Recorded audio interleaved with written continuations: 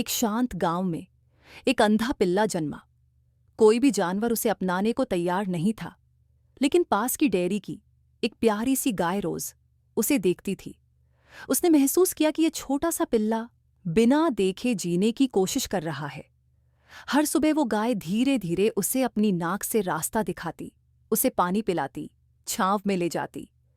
पिल्ला उसकी आवाज और खुशबू से उसे पहचानता और खुशी से उसकी पूंछ हिलाता।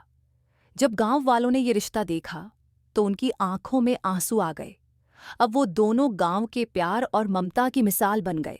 कई बच्चे रोज उन्हें देखने आते और समझते कि असली देखना आंखों से नहीं, दिल से होता है। और तुमने अभी तक एक लाइक तक नहीं किया